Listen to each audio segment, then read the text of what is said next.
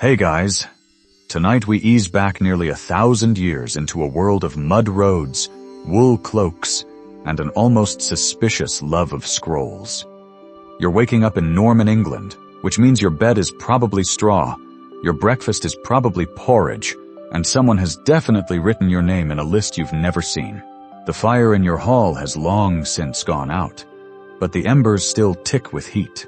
The walls are wooden, drafty, and creak with every stiff breeze, but they're yours, sort of. Technically, they're the property of a noble who answers to another noble who might answer to the king, assuming the king's not away hunting or listing his favorite dogs in order of fluffiness. The food smells faintly of leeks and yesterday's salted fish. Somewhere in the distance, a rooster crows, like it's auditioning for a cathedral bell tower. This is your morning now. You stretch, scratch, and pull a rough wool tunic over your head. The weave so thick it could probably deflect a light arrow. You trudge outside, boots squelching in the dewy mud, and you glance toward the manor, tall and smug on its hill. That's where the lists are kept, or rather where men who send the lists live. And that's what everyone's talking about these days, because in this particular corner of England, shortly after the Norman conquest, you've noticed a new trend. It isn't a fashion or a new kind of mead. It's being counted. Everything's being counted, in fact. Not just people, but pigs, plows, oxen, bushels of barley, the number of beehives you have, how many freemen live on your land, whether your barn leans slightly westward. You hear it in the muttering of your neighbors. They asked how many sheep I had, so I told them 4.5. They wrote down my fish pond, and I didn't even know I had one. Do you think they'll list my goat if it's only half alive? It all started with William. Yes, that William, the conqueror, or the bastard, depending on how brave you are. After 1066, when he took over England by the sword and then the quill, he wasn't exactly the trusting type. And really, you can't blame him. Conquering a country is one thing. Figuring out who owns what, and who's pretending to own what is another. Especially when the locals keep pretending not to speak French. So William turned to a tactic older than he was. Lists. If you list something, you own it. If you write it down, you can tax it. And if you count it properly, you can sleep at night knowing that nobody's hiding a secret pig. That's what sets this world apart. It isn't just brute force anymore. It's administration. Everything is getting written down. Even the act of writing things down is being written down. So, before you get comfortable, take a moment to like the video and subscribe. But only if you genuinely enjoy what I do here. And hey, while you're settling in, tell me in the comments where you're listening from and what time it is where you are. Just don't try to list all your livestock unless you want me to forward it to a Norman tax clerk. Now, dim the lights, maybe turn on a fan for that soft background hum, and let's ease into tonight's journey together. Because today, you're going to learn how living in Norman England meant living in a world where everything could be recorded. You weren't just a person, you were an entry. A line in a ledger, a unit of something measurable. And that meant your life, your labor, your little wooden house, even the width of your cart path, all ended up in a list somewhere. And it starts early. Even as you wrap your cloak tighter and head toward the village meeting, there's already a visitor waiting. He's in fine wool, smells faintly of candle wax and ink, and he's holding, of course, a scroll. His assistant is writing on wax tablets with a stylus so sharp it could be used for dentistry. They're here to count. You, your neighbor, your neighbor's pig. It's all part of something new. Something called a survey. Though no one explained that part to you. To you, it just feels like one long game of, what do you own? And are you sure about that? There's a strange power in it. A sort of quiet menace wrapped in politeness. Good morning, the man says, as if he's not about to rearrange your taxes with the stroke of a feather quill. How many acres of meadow do you have? You blink. I mean, is that counting the part that floods? He nods solemnly. All of it. You give a number. He nods again. His assistant scratches. The rooster crows a second time, unimpressed. This is the new rhythm of Norman England. You don't just live on your land, you justify it, explain it, prove it. Historians still argue whether this early obsession with cataloging came from William's background in Normandy, where record-keeping was a well-respected art, or whether it simply grew from the sheer paranoia of a foreign king suddenly responsible for a country full of angry locals with pointy sticks and long memories. Either way, it's not going away. You rub your eyes and head to the fields, where your neighbor is busy counting his own sheep just in case someone asks again. Better to be safe, he mutters. They asked me yesterday, but what if they ask tomorrow? You nod, understanding. There's a comfort in numbers, in knowing what you have, in being ready to say it aloud. And besides, there's always the chance you'll be listed one sheep too high. That's practically a profit. The village feels different now, quieter somehow, as if everyone's listening for footsteps. Not the thudding march of Norman knights, but the softer tread of scribes, notaries, and clerks with their sheaves of parchment and their expressions of mild disapproval. You make your way past the common well, its stone rim worn smooth by decades of idle gossip and bucket drama, and you can already hear a familiar murmur. They're listing again. You lean in to listen. One woman swears the reeve came by her cottage and asked how many window shutters she owned. Another says her cousin's hut was measured for tax, even though the roof is mostly imagination at this point. Everyone's got a story. Everyone's got a list. And you begin to realize something strange. The Normans don't just like lists. They need them. After all, they've taken over a country that barely knows them, where the old English nobles have been pushed out, and the new Norman ones have arrived speaking French, wearing fancier boots, and expecting obedience. It's one thing to conquer a kingdom. It's another to organize it. That's where lists come in. Not just for taxes, though that's certainly part of it, but for order, control, and certainty. The world is messy. England, post-1066, is a very messy place. William the Conqueror, who is not known for his breezy temperament, quickly realized that sword-point rule wasn't sustainable. What he needed was administration. So the listing begins. It starts at the top. The King's Council orders surveys. Men are dispatched in teams, gathering facts, or what passes for facts in a time when people count chickens by guessing the volume of feathers in the yard. Landholders are summoned, villagers are questioned, monks are consulted, though they usually answer in Latin and parables. And slowly, the Norman obsession with order unfolds like a tapestry. They make lists of who owns what, yes, but also who those people owe it to, and how much of it they're allowed to keep. It's a cascade of obligation, like an incredibly passive-aggressive pyramid scheme. You don't just own a field. You owe someone 3 bushels from it, 2 geese at Candlemas, and a week of fence mending in April. You're suddenly hyper-aware of what's yours, and more importantly, what isn't. Your neighbor's fence? On the list. That small grove of ash trees you thought was common land? It's in the new record, under someone else's name. And as you trudge along the muddy lane past the tannery, you notice something else. There's comfort in the listing. For all the tension, the disruption, the grumbling, there's also a strange relief. People begin to know what's expected. They know who owes what. It removes the guesswork, the feuds, the whispered, "I think this used to be my uncle's barley patch." Well, mostly, because for every neat list, there's also a layer of confusion.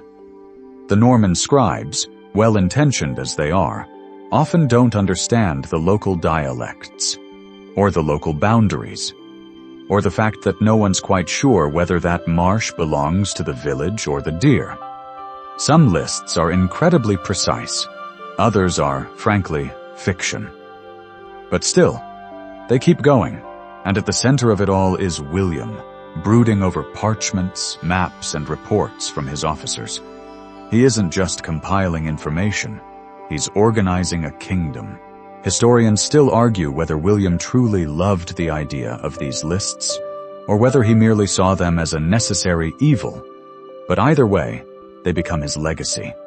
They shape how England is governed, how it is taxed, how disputes are settled. A list is not just a record. It's a decision. You arrive at the manor outbuildings just in time to see a clerk peering at a cow. He's making notes, probably something like, 1 cow, mostly upright, possibly named Marjorie. Next to him, a boy scratches tally marks into a wax tablet with the intense focus of someone who fears being reprimanded for counting the same goose twice. You watch them for a moment and wonder how much you have been listed. Your name, your age, your field, the pair of boots you swore you'd fix this winter and haven't touched. They might know. It's oddly flattering. Terrifying, yes, but flattering. Later that day, when you're helping mend a fence and discussing the matter with a man whose beard is mostly thistles, you hear the phrase again. The Normans like things neat. You nod. That's the truth of it. In a world that's often damp, cold, and teetering on the edge of chaos, the Normans are trying to sort it out by writing it down, even if the parchment runs out, even if they misspell half the names, even if you end up paying taxes on a field you didn't know you owned because your grandfather once planted turnips there and someone remembered. It's the list that matters. The idea that there's a ledger somewhere with your life on it, that you're seen, recorded, placed in the puzzle. It's unsettling, but also kind of satisfying.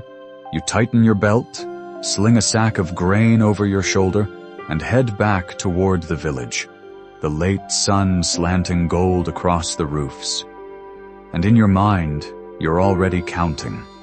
Sacks, steps, sheep, things you need to repair, debts owed, debts forgiven. You're becoming a little more Norman by the day. You wake early the next morning, not because you want to, but because someone's shouting about geese again. Not an uncommon occurrence. This time it's not even about escaped geese. It's about listed geese. Someone's been accused of claiming more than they own. A classic Norman-era scandal. You stretch, throw on your cloak, and follow the noise like a very sleepy detective. At the heart of the shouting is the reeve, part village manager, part unpaid scapegoat, holding a wax tablet like it's both evidence and shield. He's flanked by 2 locals pointing aggressively at each other's poultry. One claims 3 geese, the other claims 2, and the tablet says 5, but not who they belong to. Someone mutters, "Check the list." Because of course there's a list. There's always a list. You ease back against a low fence and take in the scene. This might seem like a minor dispute, fluffy birds and all, but it gets to the root of how the Normans decided who owned what. After 1066, landholding in England got flipped upside down. The old Saxon elite, mostly out. Norman nobles, knights, and ecclesiastical bigwigs, very much in. And with all that turnover, someone had to figure out the new boundaries. Not just who lived where, but who owned what. And more importantly, what exactly did owning mean? Enter the grand Norman pastime, property listing. The crown ordered surveys across the realm. Their goal was deceptively simple. Record, in painful detail, every single piece of usable land and who held it. But it wasn't just about land. They counted people too. Or at least, the people who mattered to taxes. Villains, cotters, serfs, slaves, each noted and ranked. If you held land freely, it was listed as such. If you owed service, that got listed too. If you owed a pig every Martinmas, yes, that was absolutely written down. You'd be surprised how often pigs show up in legal records. It's like medieval spreadsheets ran on oink power, and these weren't vague scribbles. The descriptions were intense. So many acres of arable, so many of meadow, so many of woodland, pasture, waste, mill income, church tithes. Even fish ponds were listed. Because of course they were. Norman scribes never met a body of water they didn't want to record and tax. The logic was straightforward. If you can list it, you can tax it. And if someone ever complains, say about a neighbor claiming one too many geese, you can open the scroll and point to the proper tally. Theoretically, it reduces conflict. In practice, it usually just organizes it more efficiently. You follow the geese drama until it fizzles into muttered apologies and a vague promise to check the manor rolls. As the crowd disperses, you drift toward the edge of the village, where the grain fields lie in neat, winter-yellowed rows. You imagine someone listing them. 60 acres of barley, 40 of wheat, 1 3/4 of the field that smells funny. Each entry a little sketch of daily life, frozen in ink. And yes, this all leads inevitably to the Domesday Book, that great, looming symbol of Norman administrative obsession. But we're not there yet. Right now, we're in the phase of local listing, where manorial lords and royal officers are busy building their own little inventories. Some are shockingly detailed.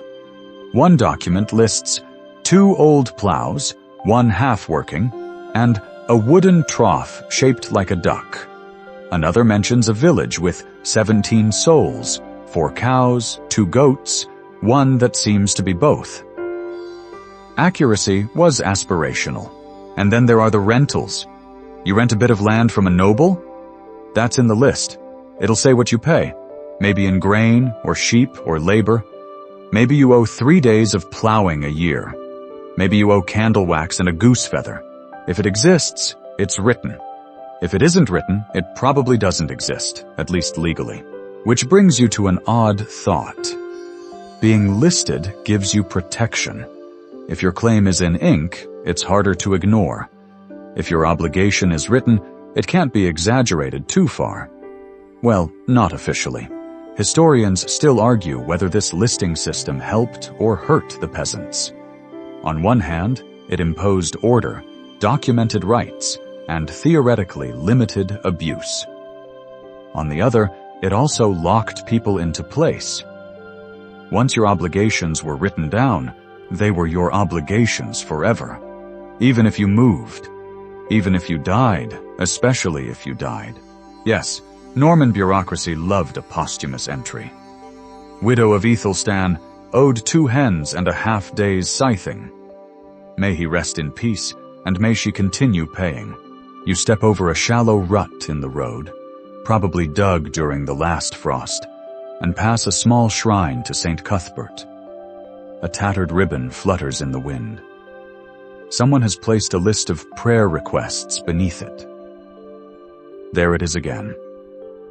Another list. Even your spiritual life has columns now. By the time you return to your cottage, the light is soft and gold.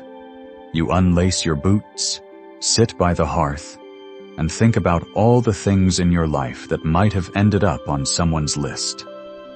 The broken stool you've mended twice, the jar of dried mint leaves, your dog, who is technically not yours but who follows you anyway. Would they count your dreams? Probably not. But everything else? Fair game. And maybe, as odd as it is to feel cataloged, it's also kind of comforting. You exist. Your life has been written into the record. Your barley, your bees. Your name may be spelled wrong, but there, and somewhere tucked into a manor chest, that list is still sitting, waiting, whispering, you mattered. By now, the listing has reached every corner of your village, and every corner of your brain, too. You start noticing it everywhere. That little chest where you keep your sewing pins? Mentally inventoried.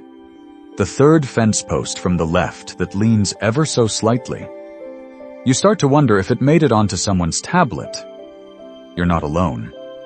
Everyone is talking about who got counted, who didn't, and whether or not listing your ox as a half-ox to avoid taxes was a clever loophole or a path to excommunication. And this, of course, brings you face to face with the grandest list of them all.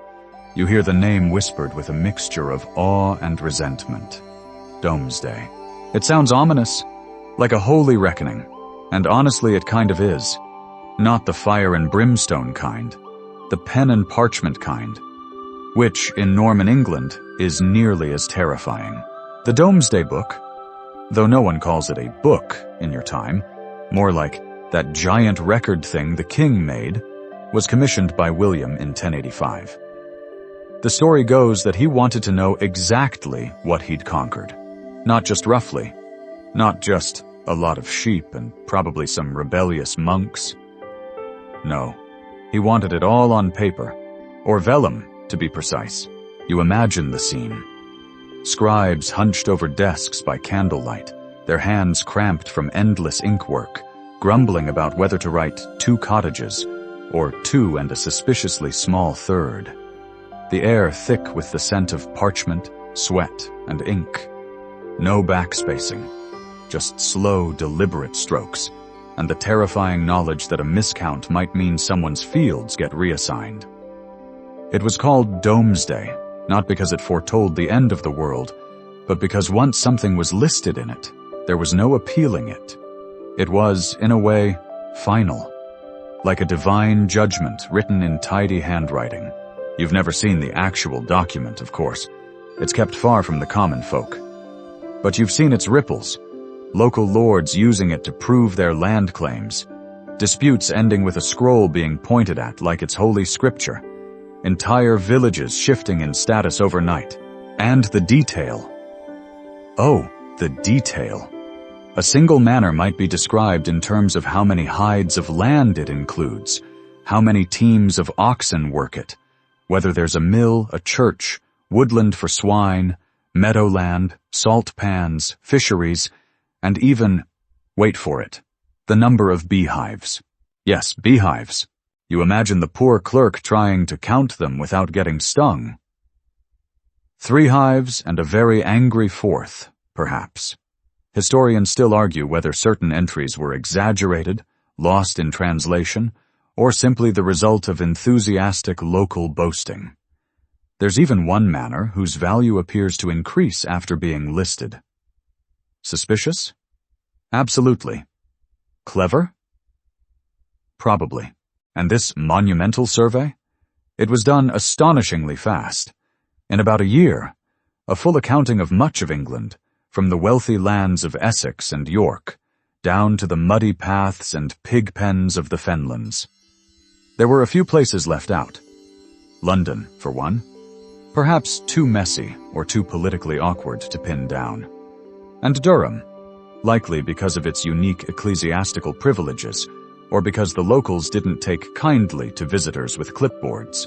But the parts that were listed? It's breathtaking. The survey records 13,418 places. It mentions about 270,000 people, and those are just the men worth taxing. It ignores women unless they're widowed and landholding. Children? Only if they're heir to something inconvenient. The result is a strange portrait of the kingdom. All labor, land, and livestock. A map of value. A snapshot of wealth. And you, most likely, are in it. If you hold land, your name, or something close to it, is probably nestled in that thick Norman script, squished between lines about swine and scythes. Even if you don't own land, you might be counted as boarder, a cottager, or villain, a serf bound to a lord. You're in the margins. But you're there. It's odd to think of it as an honor, being listed in a document so dry it could crack from boredom. But in a way, it's a kind of immortality. Everyone wants to be remembered, don't they? Even if it's just for owning 4 acres and a goat named Wilfred. You return home that evening and sit beside your hearth, the day's work still clinging to your hands in the form of dirt and barley chaff. You stare into the embers and wonder, who wrote you down? A clerk from Winchester? A monk sent north? Did they look at your fields and nod? Did they get your name right? Did they care? Probably not. But they did the job. And that means centuries from now, someone might open a dusty manuscript and read about your little holding in this sleepy village. They'll trace their finger along the name of your lord, note the taxes paid, and murmur something about crop yield. They'll never know you loved wild garlic or that your boots squeak when it rains. But still, they'll know you were here. And that's the Norman way. Not flash, not poetry, just lists. Dry, detailed, occasionally baffling lists. But also durable, reliable, memorable. You don't write a saga. You become a line in the ledger. The days grow shorter. That pale, watery kind of light settles over everything, where morning and evening seem to blend into one long stretch of gray. As you walk down the village path, narrow, rutted, and predictably muddy, you start noticing how everything seems touched by the list now. It's not just land or livestock anymore. It's people and the roles they play. You overhear a conversation at the bakehouse. Someone's complaining that their nephew was mislisted as a villain instead of a free man. A serious insult in a world where social rank isn't just about pride, it's about obligations. What you owe, how much, and to whom. The Normans weren't just recording what you owned. They were defining who you were. Take, for instance, the difference between a boarder and a cotter. Both live in small homes, both work the land, but the cotter might owe 2 days of labor a week, while the boarder owes 3. It's a fine distinction, unless you're the one who has to plow an extra acre in the rain while being yelled at by someone wearing better shoes. Then there are villains, tied to the land like they're oxen, expected to work their lord's fields before tending to their own. And freemen, rarer, often former soldiers or landholders who retained just enough favor or luck to avoid sinking into the lower rungs. Everyone's got a title, a duty, a spot in the great social spreadsheet, and you can feel the weight of it in the village. The reeve, walking through the commons with his list of names, the steward checking barns before winter, the priest scribbling down tithes, carefully noting that Brother Oswin gave salted eels again. You wonder how much of your life is written now. Not just your land, but your labor, your relationships, your seasonal habits. Did someone list that you help your elderly neighbor rethatch her roof every spring? Probably not. But they likely listed her as widow, 2 hens, 1 spinning wheel. Historians still argue whether this level of record-keeping improved society or entrenched its inequalities.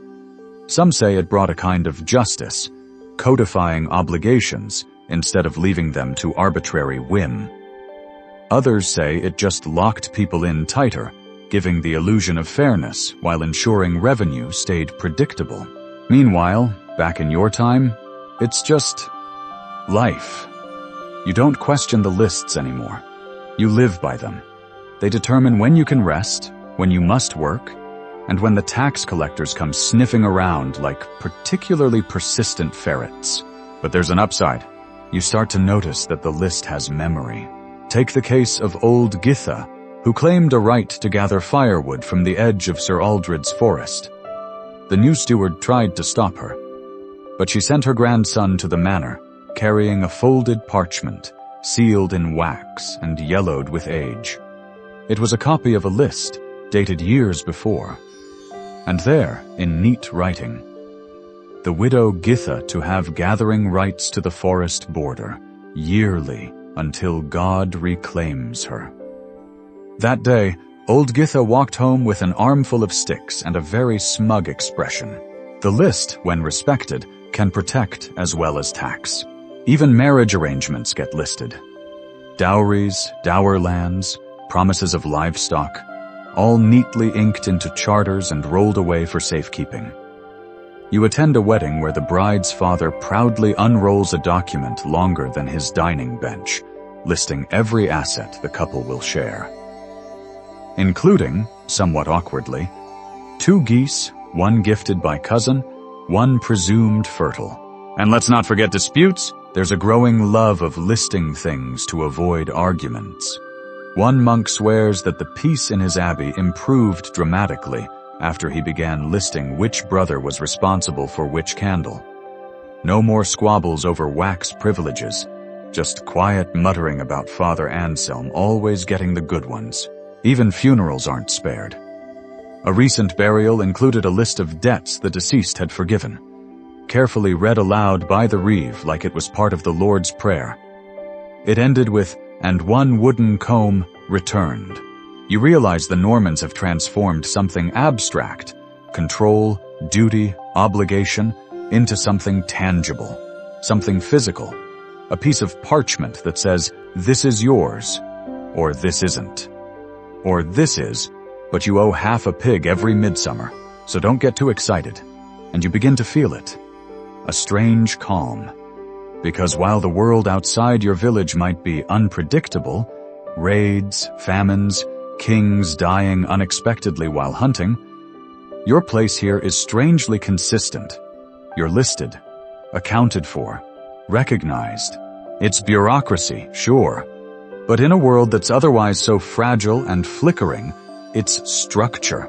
And so, after a long day of sorting tools and debating whether your goose is too old to count as productive livestock, you sit by the hearth.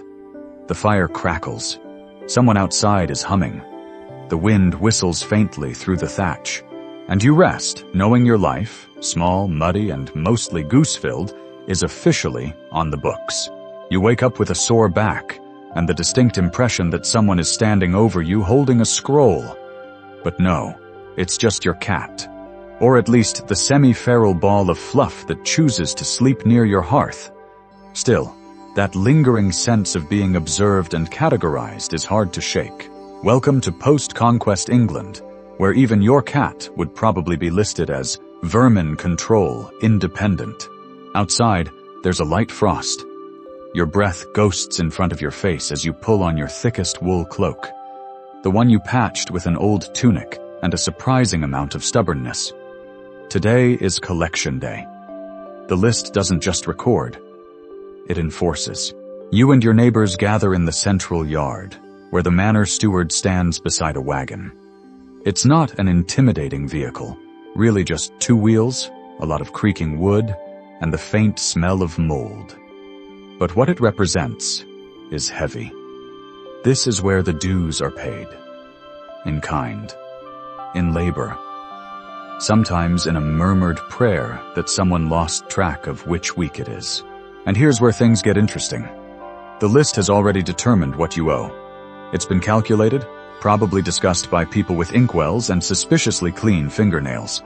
You owe, say, a bushel of barley, 2 hens, and 4 days' labor repairing the palisade. Not negotiable, not vague.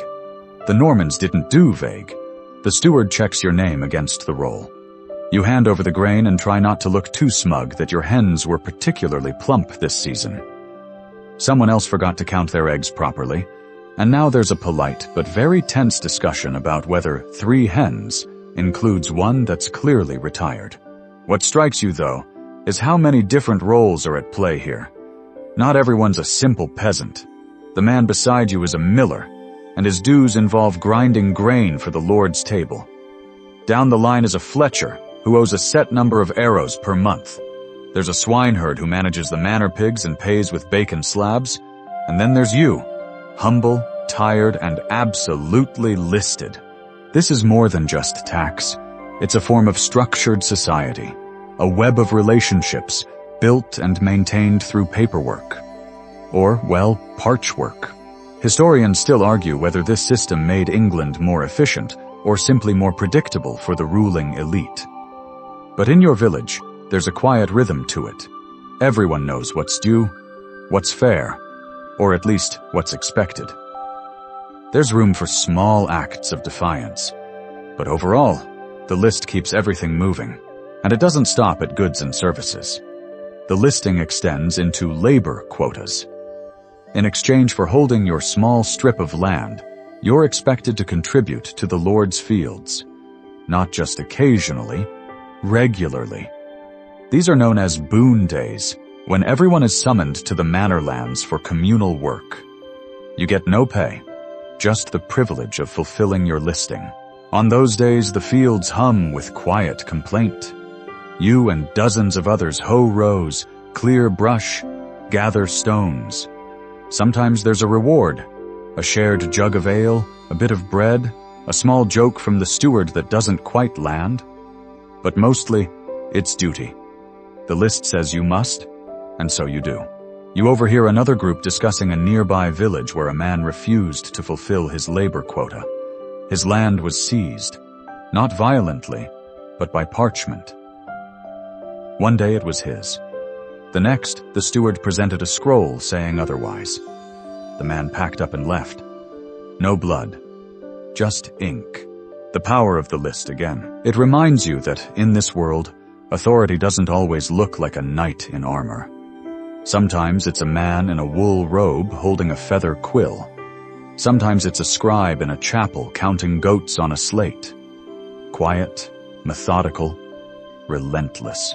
Later that day, when the collection wagon is full and rolling off with a groan, you return to your own tasks.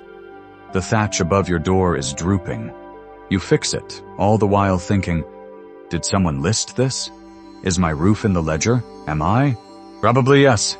That night, you sit with your neighbor by the fire, both of you sipping weak ale and staring into the flames like they'll eventually reveal something useful.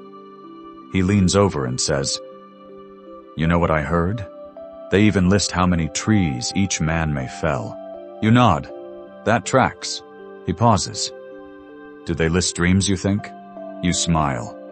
"Only if they come with a pig, because in Norman England, everything has value if you can write it down. And in a strange way, that includes you. The list might seem cold, distant, obsessed with beans and barley, but it sees you. It's acknowledged your existence, however small. You're part of the system. A cog in the muddy, manorial, meticulously counted wheel.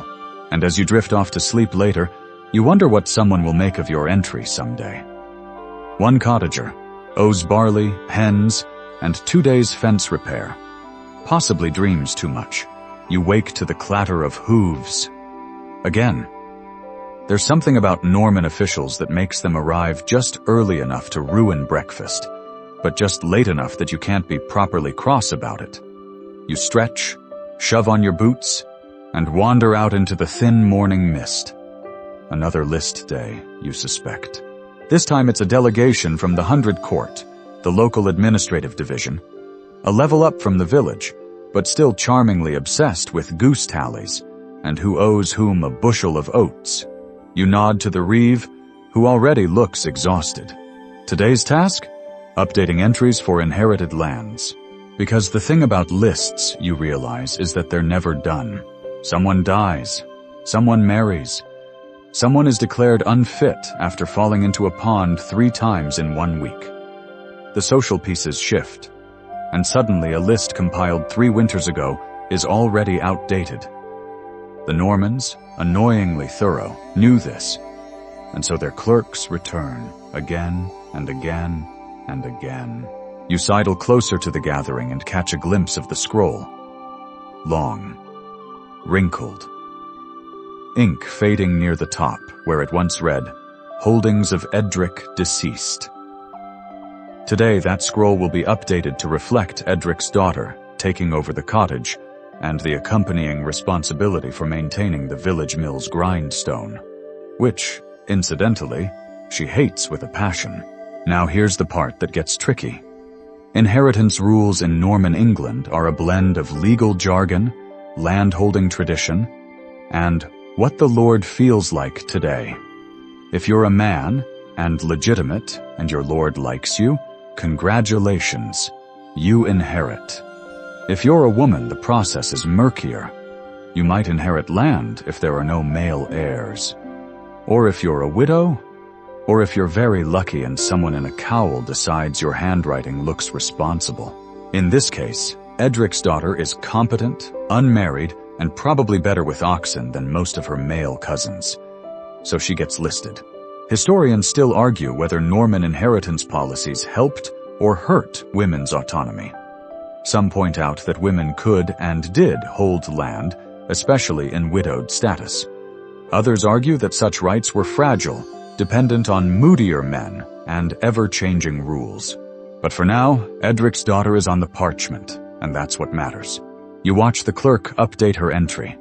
carefully scratching out the old name, squeezing the new one above it in a different, fresher ink. There's something oddly touching about it. The act of rewriting. The recognition that life goes on. That names fade, but parchment stretches. And it's not just land that gets updated. Names of livestock shift, too. Old Githa's prized cow, Gertrude, passed last spring, and she's still insisting her new calf be counted as a continuation of property, not new property. You have to admire the commitment. Elsewhere, a tenant has taken in his brother's family after a tragic thatching accident. Now there's a debate. Does the cottage count as housing for one household or two? The answer, predictably, depends on how much tax is involved. You'd think with all these revisions, things would get muddled. But the clerks? They thrive in it. You've never seen people so happy to argue about margins. One clerk insists a certain listing was written with intentional ambiguity, which is perhaps the nerdiest accusation anyone has uttered in the village square. And through it all, the list continues to evolve, not just recording life, but shaping it. Because once something is on the list, it becomes real, a right, a duty, a fact. You remember a story the priest once told about a man who listed his ox as two separate animals to avoid a full plowing tax. It worked for a year, until both oxen were seen pulling the same cart side by side, very clearly still one ox with a limp. The clerk in that case adjusted the entry to one ox and one very creative excuse. As you walk away from the gathering, you realize something else. The list isn't just administrative, it's cultural now. People speak in terms of entries. They debate lineage using parchments. They remember births, marriages, even disputes through the lens of what was or wasn't written. Later that day, as you're repairing your gate, you hear a group of children playing something that vaguely resembles tag. Only now, one of them shouts, "You can't catch me, I'm not on the list." You smile. That's both adorable and terrifying. At the tavern that evening, over the world's weakest ale and bread you could use as a doorstop, someone brings out a private record, a family list handed down, updating who married whom and which son inherited the West Field. It's full of odd details. Martha's goat ran off again, presumed in love. And Walter owes ale to Edmund until the end of days, or until forgiven. Personal lists, emotional lists, not official, but no less meaningful. The lists become a way of remembering, of anchoring yourself in a world that shifts, of saying, this is where I was, this is what I had, this is who I mattered to. You look up at the stars later that night and think, someone might list those too. Maybe not now, but someday. Because that's what people do. We count, we name, we record. And in Norman England, that impulse has been honed into policy. So you pull your cloak tighter, listen to the wind creak through the cottage beams, and drift off knowing that in some long parchment scroll, gently curling in a manor chest, your name rests, inked between a fence post and a barley yield. You wake with the distinct impression that someone has added another duty to your life while you slept. And, in fact, they have. Today's talk around the bread oven is about tailage, a kind of royal tax that arrives unpredictably, like distant relatives or particularly wet summers. The crown needs money, again, and so the village must pay. The amount, of course, is based on a list. You shuffle through your chores that morning with a bit more grumble than usual, grumbling that is echoed by your neighbors. The tallage is calculated from the last assessment. The reeve reads the amounts aloud. 3 shillings from the mill, a half pig from Thomas, 2 bushels of rye from Beatrice, a goose, if it behaves, from Godric. You suspect Godric's goose never behaves. But this, you realize, is what centralized listing allows. The Norman king doesn't need to send soldiers to each village to shake people down. He sends a clerk. The clerk opens a ledger. The ledger decides your fate. And it's not just about taxes anymore. The lists are being used to draft men for labor projects. Roads, bridges, sometimes even distant castles. If you're a landholder, you may be summoned. Your name, after all, is already there, written in that tidy, decisive script. You can almost hear it breathing. You belong to this system now. Historians still argue whether this control was innovative or oppressive. Some praise the Normans for creating one of Europe's first proto-bureaucracies. Others say it turned free villagers into unpaid civil servants with particularly muddy boots. You trudge past the tavern and overhear someone say, "I miss the days before everything had a parchment." A pause. "Mind you, I also miss having teeth." So maybe progress has its perks. As you haul a bundle of firewood back toward your cottage, you start thinking about how the list shapes not just what you do, but how you think. You've begun to see your own belongings differently. Not as my sack of barley, but as 2 bushels owed by Michael, listed on St. Swithin's Day. You pass by a neighbor sweeping their doorway, muttering, "I hope they didn't list the broken bit." You both chuckle. But there's real concern under it. Because to be listed accurately is to be visible. And vulnerability often follows visibility. Some villagers get clever. They lose a chicken or forget about that extra sack of beans in the cellar. One man builds a false wall behind his hearth to hide extra grain. Another swears his cow is on pilgrimage. You have to admire the creativity. But the lists usually catch up. You reach your home and spot a slip of parchment nailed to your door. "Notice of remeasurement," it says, in the cramped, curly script of the steward's assistant. Just a friendly reminder that your land boundaries will be reviewed. Again, you sigh. You just finished measuring that fence. The next day, you find yourself accompanying the reeve and steward as they walk the edges of the village holdings. You're there partly to keep an eye on your own plot, partly because they needed someone tall enough to hold the measuring cord level. As you move along the rows, counting paces and noting where the hedge line has crept, you begin to feel like part of the parchment itself. The steward mutters to himself, "Half acre of barley here. Good drainage. That new tree wasn't here before."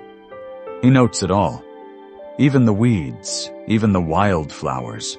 You glance behind you and realize there's a rhythm to it. Step, note, murmur, right. Step, note, murmur, right. The countryside reduced to units. The village turned into an account. And still, strangely, it doesn't feel cold. It feels orderly. You reach the corner of your own holding, the bit where the old elm leans dramatically toward your cottage as if listening. You mention it's been leaning like that for 3 years. The steward nods. "Good landmark. We'll note it." You smile, oddly proud. Back in the village square, you find the smith drafting his own list, a private one. It's a tally of debts owed to him for tools repaired. It includes such gems as Odo, shovel mended, still refuses to return it, and Agnes, 2 knives sharpened, paid with pie. You note that pie is a wildly undervalued currency. That night, the priest gives a small homily on truthfulness. He quotes scripture, yes, but also the Domesday Book, which he holds up like the Gospels. "Let your deeds be worthy of your entry," he says. A bit dramatic, but he means well. And you think, the Normans have done something curious here. They've not just created a document, they've created a culture of listing. It's crept into prayer, into gossip, into storytelling. Children joke about being unlisted. The tavern keeper swears she once saw a ghost asking to have its name struck from the ledger. Your own list is growing too. In your head, mostly. You count things differently now. You catalog. You even consider making your own scroll just to see what your life would look like in ink. You begin with a title. Holdings of a tired but competent villager. Under it, one cottage, two hens, one loyal cat. Several opinions about Norman tax structure. Today starts, as so many do lately, with the sound of quills scratching on parchment. You're not even near the manor, but still, you can feel it. The scribes have returned, which means another update is in progress, and another round of friendly reclarification of who owns what and why. You pull on your boots, now more patch than leather, and step outside into a fine drizzle. The kind that seeps slowly into everything, including your bones and your general will to function. But curiosity pulls you toward the square, where the clerks have already set up a small covered table, protected by oilcloth and huffing indignation. One is reading names aloud. Another is comparing entries from different scrolls. The third is scratching out entire lines and rewriting them in the margins. It's like watching a very sleepy, very judgmental play unfold. You inch closer and notice they're focusing today on overlapping land claims. Those tricky patches where boundaries were never clearly defined, or where someone got a bit optimistic with their fence placement. These disputes go back decades, sometimes longer. Old rivalries, dead grandfathers, crooked hedges, all on the list now. You glance over at Osric the Weaver, who is currently trying to convince a scribe that the bit of land behind his workshop has always been his. Even before the Normans, probably before trees. The scribe responds with a raised eyebrow and a dry, "It is not presently listed as such." Historians still argue whether the Normans' need to formalize land ownership helped villages or sowed deeper divisions. You suspect the answer is both. What's strange is how even the arguments feel procedural now. Osric doesn't yell. He points. The steward takes notes. The scribe flips backward in a scroll and murmurs something about precedent. Eventually, it's decided that the disputed ground will be shared, split by a painted rock and a deeply passive-aggressive agreement to avoid talking to each other on Wednesdays. You return to your own field that afternoon and begin pacing out your borders just to be sure. You count steps between fence posts.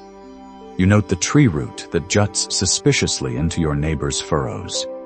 You even scribble a small diagram in the dirt, which your cat promptly walks through. Her contribution, apparently.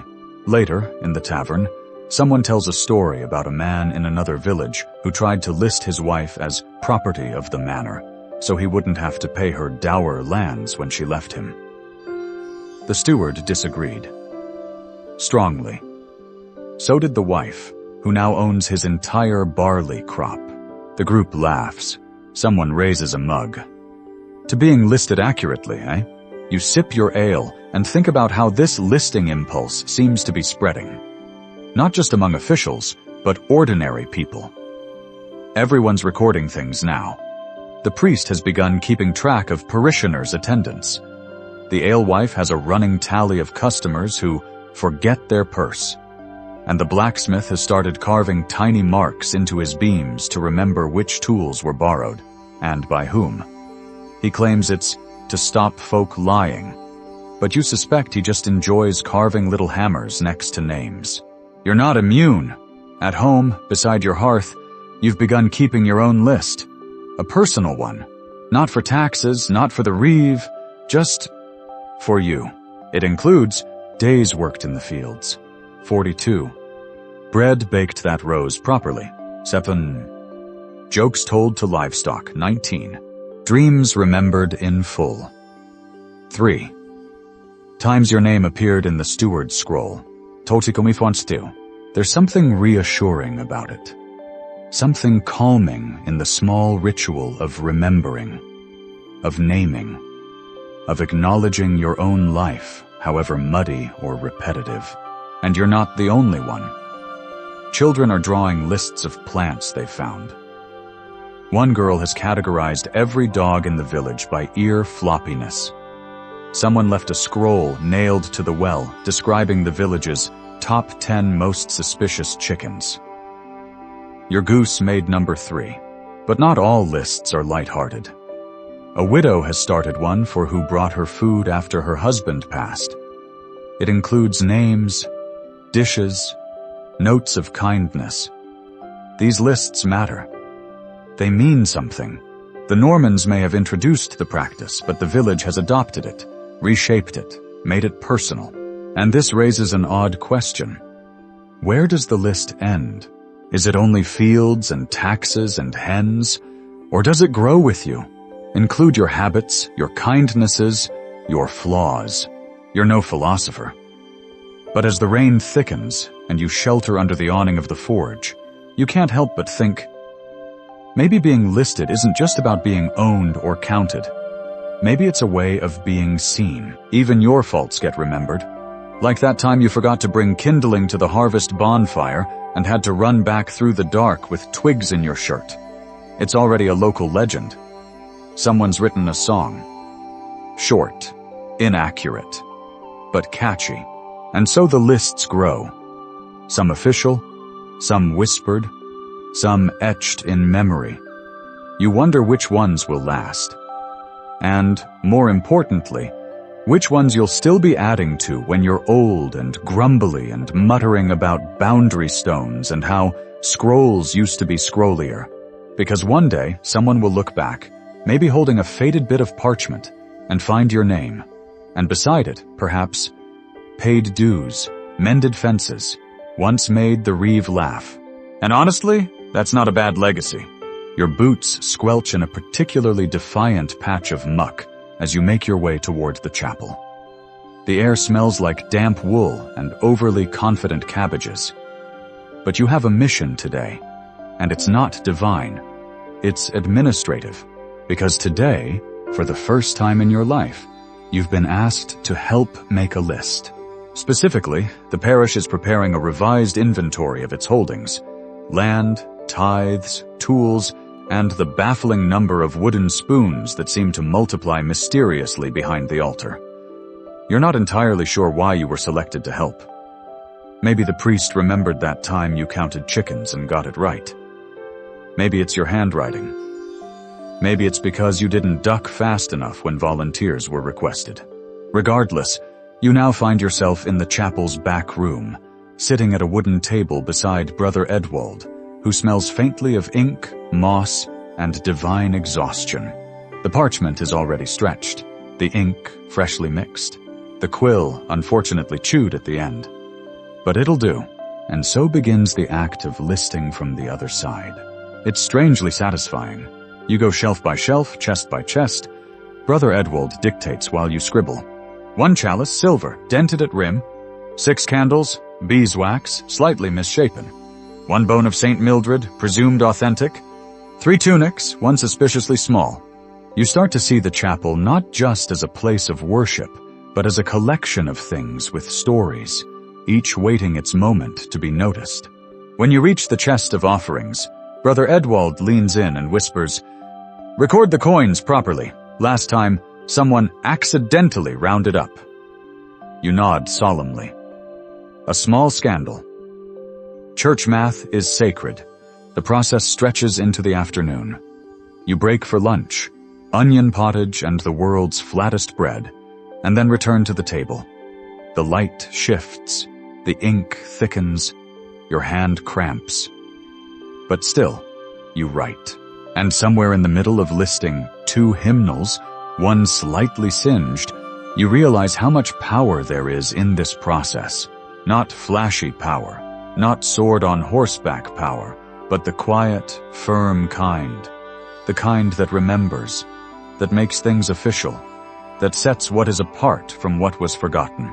Historians still argue whether these ecclesiastical inventories were spiritual exercises or just economic bookkeeping with incense. Probably both. But they did one thing very well. They preserved. That spoon tucked behind the holy relic, now it exists in ink. That cracked stool in the sacristy, not just a stool, an acknowledged stool. And you? You feel a strange pride, not just in the neatness of your script, but in the act itself. You've helped pin down a moment in time. Caught it, preserved it. As you leave the chapel that evening, Brother Edwald presses a roll of bread into your hand and says, "For your effort and your spelling." You take it with a grin. You're now part of the record keepers fraternity, which mostly involves backaches and very little glamour, but still, it counts. On your walk home, the world feels a little more listable. You start mentally cataloging what you see. One cow, grazing with questionable focus. A boy chasing a goose, almost definitely losing. An old woman darning socks while humming something slightly profane. You're half tempted to start a personal scroll. Sights of Tuesday thoroughly observed. At the tavern that night, you mention your day's work. Instantly, 3 people ask if you can just casually add things to the parish record.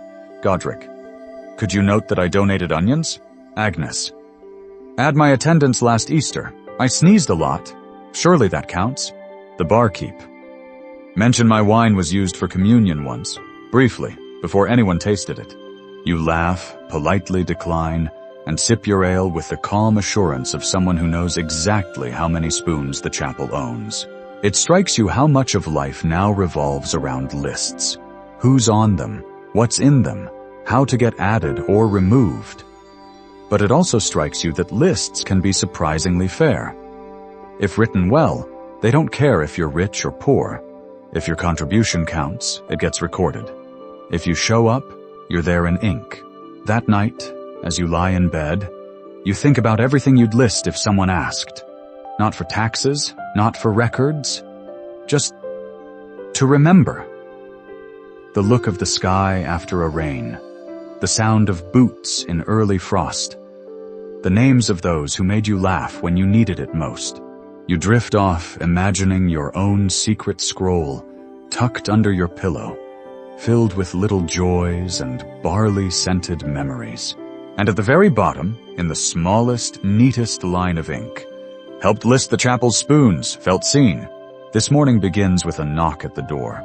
A slow, deliberate knock that somehow manages to sound official. You crack it open and see a familiar figure. Alan, the steward's assistant. He holds a scroll in one hand, a small wax tablet in the other, and the unmistakable look of a man who's about to ask for something tedious. "Census review," he says simply. You sigh, then gesture him in. He ducks under your low lintel like he's done it a dozen times, which he has, and settles himself by the hearth. You offer weak ale, he declines politely. You're not offended. It is very weak. Today's task, verifying household entries, part of a broader attempt to reconcile inconsistencies between the latest manor survey and what the Domesday scribes recorded a generation ago. You didn't know parchment could contain this many crossouts and corrections. Alan explains that some names are spelled differently in different versions, others appear twice, and a few, rather mysteriously, not at all. So people just disappeared? Alan, dryly. Or someone forgot to list them, which, as far as the record's concerned, is the same thing. There's something quietly existential about that. If you're not listed, do you exist? You glance at the corner of the cottage where your cat sleeps and whisper, "You're safe. I'll always list you." Alan reviews your family's entry, number of people, animals, tools, and obligations. He asks about the scythe, the pig, and the status of the firewood debt from last winter. He notes everything, even your half-joke about the pig running off to France, and then he brings up the oddities list. You've heard of this. It's a separate column, scribbled in small, suspiciously gleeful writing, where clerks record things that don't quite fit. Things that don't belong to normal categories, but can't be ignored. You lean in, suddenly curious. Am I on it? Alan smirks. No, but your fence is. Apparently, someone noted the unusual angle of your boundary post. A post which was briefly suspected of encroaching on the village path, but then cleared of all wrongdoing. It's been listed under irregular landmarks, presently tolerated. You're oddly proud. Historians still argue whether these kinds of side notes were meaningful or just clerkly venting. Some say they offered insight into village life that numbers couldn't capture. Others suggest they were early signs of administrative overreach, listing quirks instead of just facts. Either way, you're now keenly aware that being unremarkable might be the best way to avoid scrutiny, which is difficult when your cow keeps getting out and licking the steward's cart. Later that day, you tag along with Alan to assist with a few more entries. You learn a lot, like the difference between a boarder and a cotter, and why a hide of land doesn't always mean the same number of acres. You visit a widow who has 3 chickens and no patience. Her response to the tax query is, "Tell the king he can have 2 eggs and a stare." Alan dutifully records it as 2 hens in production, 1 in negotiation. The next house belongs to a couple whose land is split between 2 holdings, 1 in her name, 1 in his. The clerk's scroll contains several heated notes, each in a different handwriting, trying to determine who technically owes what. It's a bureaucratic tug-of-war with barley as the rope. By evening your legs are tired, and your head is filled with numbers, categories, and the dull ache of having heard the phrase, tenancy in domain, 12 too many times. But something about the work is oddly satisfying. You're no scribe, but helping preserve these tiny facts, pinning down lives that might otherwise drift away unnoticed, feels meaningful. You part ways with Alan and walk back home as the sun slips behind the hills. The air smells like smoke and damp earth, and you realize that in just one day, 100 small things have been seen, verified, and remembered. You think about how easy it would be for those things to vanish. A field mistaken, a family forgotten, a fence post misunderstood. But the list won't let that happen, not if it's done right. At home, you light your small oil lamp and unroll your own private parchment. You add today's events. Assisted with census. Cow remained mostly innocent. Irregular fence confirmed, still charming. And just for fun, you add, observed, scribe's inkblot shaped like a badger. Learned, a hide can be anywhere from 60 to 120 acres, and no one agrees why. Witnessed, human patience pushed to its logical limit by one confused goat. That night, you sleep soundly, wrapped in the quiet satisfaction of having helped keep something orderly in a world that often isn't. Your dreams are filled with ink and scrolls, chickens with hats, and Alan chasing your cat, who is now somehow in charge of the entire Domesday Book. You awaken to an unusual silence. No shouting, no clanging buckets, no disgruntled livestock making dramatic declarations about breakfast. You sit up slowly and realize, today is market day, which means most of the village is already down the lane, trading onions for shoes and stories for salt. You stretch, grab your mostly dry cloak, and make your way toward the square, where carts are clustered and laughter floats through the mist like music. But you're not here for turnips or gossip. You're here to see a new list being created. One that doesn't belong to the steward, or the priest, or even the king. This list belongs to the Guild of Traders, and it's all about prices. On a wobbly table, propped between a basket of cabbages and a surprisingly elegant goose, sits a thick ledger bound with leather and ambition. It's open to the latest page. Prices agreed upon by the traders of this shire, under the approval of Guild Clerk Bortwine. Bortwine, it must be said, is the kind of man who would alphabetize his spoons if given the time. He's already deep in discussion with a cheese merchant about whether mold counts as added value. You stand nearby, quietly observing as he updates entries. 1 tilby of salt pork, 3 pence. 1 pair of linen hose, 4 pence. 1 goose, negotiable. It's part rulebook, part wish list, and part community contract. Prices set here help stabilize trade across villages, keep traveling peddlers honest, and prevent Widow Agnes from charging 3 chickens for a single radish. Again, what's fascinating is that this list isn't enforced by soldiers or taxes. It's enforced by reputation. Traders who overcharge may find themselves mysteriously left out of future events, their stalls passed over by even the hungriest customer. Being unlisted is a kind of soft banishment. Historians still argue whether such community-driven regulation was effective or merely aspirational. Some claim it created a proto-market economy. Others say it was more about avoiding fistfights over cabbage than actual policy. You wander through the stalls, now seeing price tags in a new light. A baker has posted his rates on a scrap of parchment. 3 farthings per loaf, or 2 if you smile. A wool seller has an elaborate diagram showing acceptable bartering ratios, which involves drawings of sheep with various expressions. Nearby, a man is selling eels again. No one is sure why he always brings eels. No one is sure who buys them. But his name is always on the guild list, under reliable but unsettling presence. You catch sight of a heated conversation between 2 traders. One swears her apples are worth double due to their religious shape. The other insists they're just lumpy. Beortwine intervenes, scribbles something into the ledger, and declares, "No price premium for accidental holiness." Balance restored. But beyond prices, there's something else being recorded today. Beortwine has a second list, one less formal. It's titled Goods Lost, Found, or Unusually Misplaced.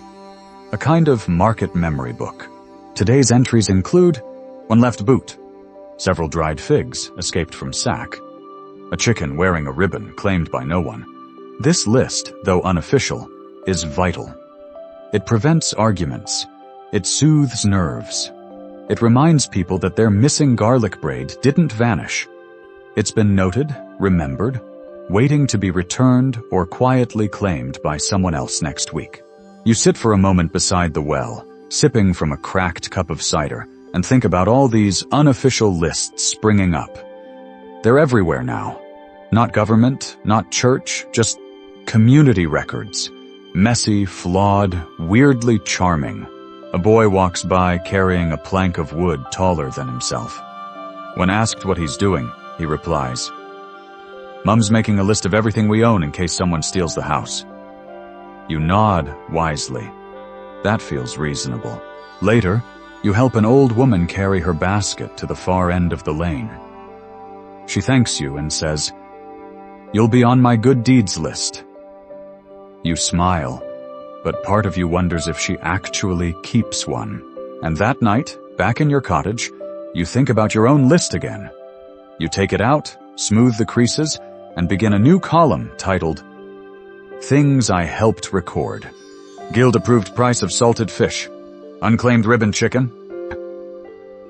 Spontaneous barter rates involving laughter. And, just for fun, you add a doodle of Beortwine, surrounded by suspicious apples and mildly offended eels. The candle flickers low. The wind brushes softly against your shutters.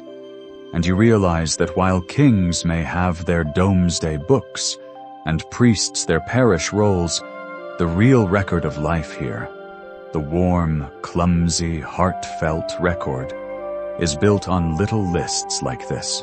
You close your eyes knowing you helped shape one today, even if just a little. It's mid-morning when you find yourself ankle-deep in mud. Again, chasing a goat that has decided, against all reason, that it now lives in the Reeves cabbage patch. The goat, whose name may or may not be Lady Treason, outpaces you with gleeful defiance.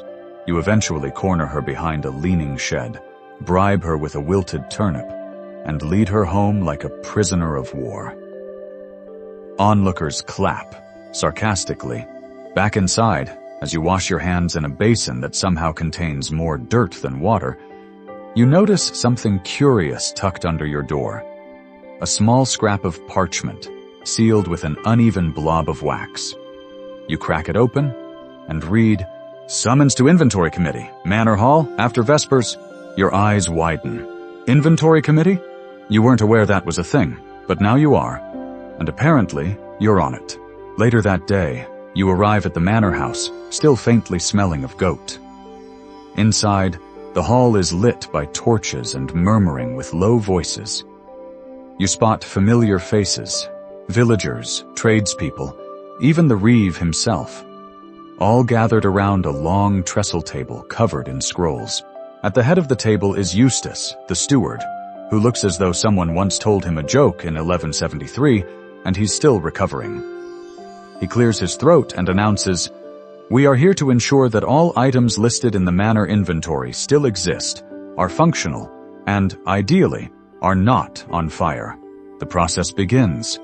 One by one, entries are read aloud, and the room answers back. Iron cauldron? Still intact, used last Thursday. Three-legged stool? Technically 2.5 now, but yes. Bronze candlestick shaped like a lion. Currently shaped more like a weasel. It's oddly fun. This is the living list, and it's a beast. Not just numbers and names, but memories, repairs, substitutions, and gentle lies. Eustace doesn't miss a beat. If it's missing, note it. If it's broken, note it. If it's cursed, we'll make a separate column. One woman insists a particular ladle has been possessed ever since her stew turned green. It's written down under temporarily suspicious utensils. Historians still argue whether these manor inventories were accurate tools or just administrative theater. Some insist they reveal real insight into medieval resource management. Others suggest they were 80% guesswork and 20% dramatic reenactments involving angry chickens. What's clear, though, is that the list is only as reliable as the people feeding it. Your turn comes when Eustace gestures to you and says, "Check the gardening tools, will you? And the grain sacks while you're there." You nod and head to the manor storehouse, a cool, dusty place that smells like old hay and ambition. You count 5 spades, 3 sickles, and a hoe that has clearly retired in spirit, if not in form. Then it's off to the granary, where the grain sacks are piled like slumbering giants. You do your best to count them, but grain math is slippery. There are sacks inside sacks, sacks pretending to be sacks, and one that contains, you are fairly sure, a sleeping cat and 3 spoons. You return with your findings, which include the phrase, "One hoe refuses to participate." Eustace doesn't blink. He writes it down. The meeting continues past sunset. By the end, the inventory list has grown and shrunk, transformed not into an exact ledger, but into something far more interesting. A living memory of the manor's contents, filtered through mud, memory, and mild chaos. On your way out, Eustace claps you on the back and says, "Not bad for a first-timer. You've got a good eye for broken things." You're not sure that's a compliment, but you take it anyway. Back home, you add the evening's experience to your own personal parchment. It now contains chased goat. Goat remains unrepentant. Joined inventory committee, possibly a mistake. Learned candlestick lions are prone to existential drift. Realized lists don't capture everything, but they try. You reflect on that final thought for a moment. A list can't record the exact sound of laughter in the manor hall, or the way Beatrice tried to sneak a 4th sickle into the count by naming it Decorative Gerald. But it tries. It almost gets there. And maybe that's enough. You're beginning to see that the magic of the Norman list wasn't in its precision. It was in the fact that it bothered to try, that it bothered to look, to name, to remember, to say, this existed, this mattered, this was here, and now so were you. The first frost has arrived, and everything, including your knees, crackles with mild protest. You wrap your cloak tighter and shuffle toward the village center, where something curious has been nailed to the notice board. It's not a proclamation, not a market day announcement, not even an accusation involving suspicious cider practices. It's a list, titled quite grandly, "Matters the village would like addressed when convenient." You stare at it for a moment, bemused. Below the title are neat lines of script. Too neat to be anyone's casual scribble, so probably penned by Wulfric the miller's daughter, who has calligraphy ambitions and very sharp ink knives. Items on the list include: the duck pond smells deeper than usual. The path by the tannery is haunted, or slippery. Possibly both. We request confirmation on who is responsible for the new scarecrow. It is unsettling. You snort. Fair enough. As you read down, you realize this isn't just local grumbling.